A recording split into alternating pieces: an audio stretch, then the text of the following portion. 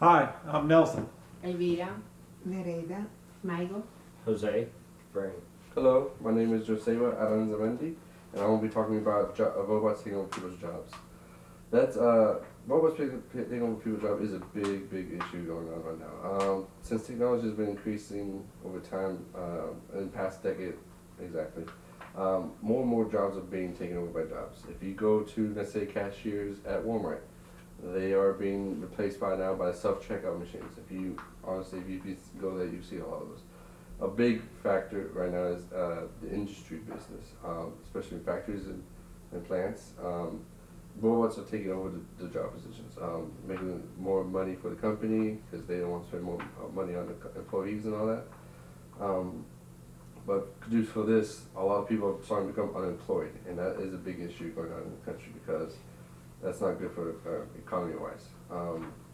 Right now, as of China, as of 2016, has lost 12 million jobs due to robots taking over people's positions, especially in the automotive industry. China's such big on automotive parts and everything like that. That's a big issue. Right now, here I have a graph that shows China's unemployment rate as of 2015. As you can see here in the graph, from 1985, their employment was really low.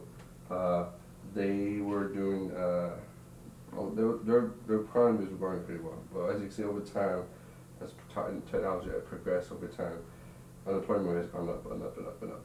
As of right now, as of 2015 onwards, it's been steady at 4.5%.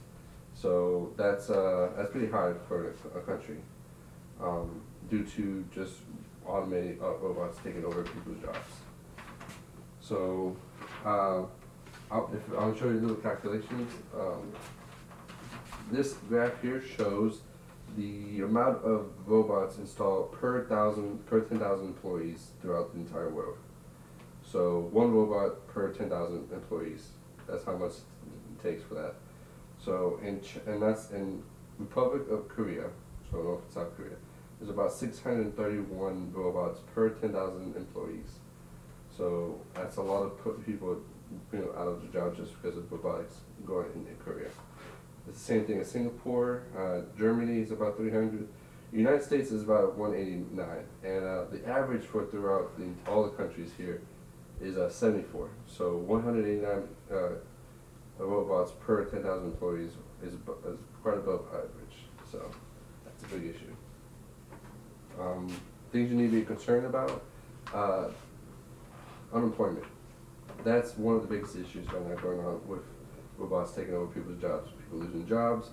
They can't afford the pay for the expenses, their bills, the family. That causes a lot of issues.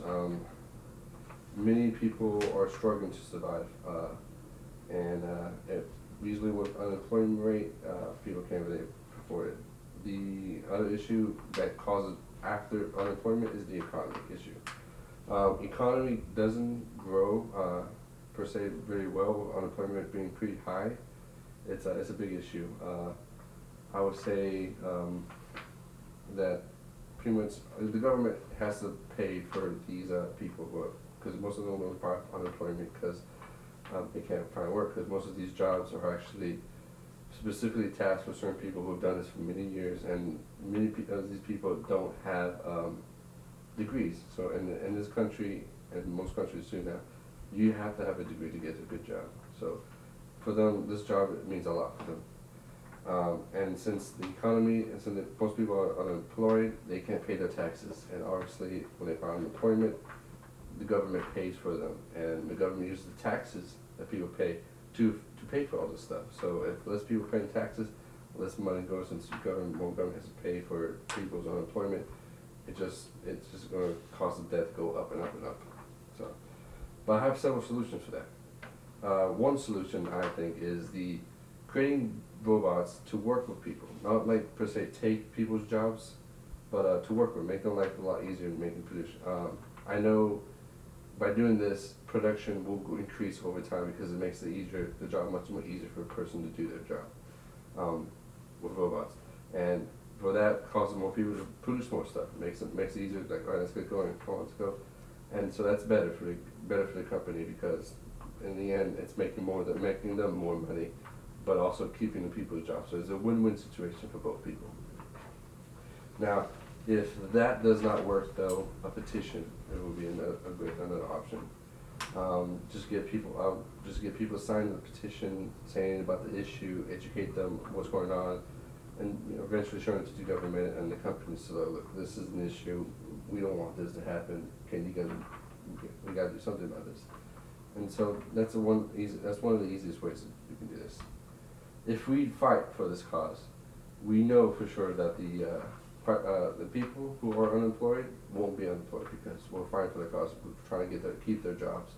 So we're trying to, in a sense, it makes us feel better, because we're trying to help the people out when the company is trying to improve and increase on the way.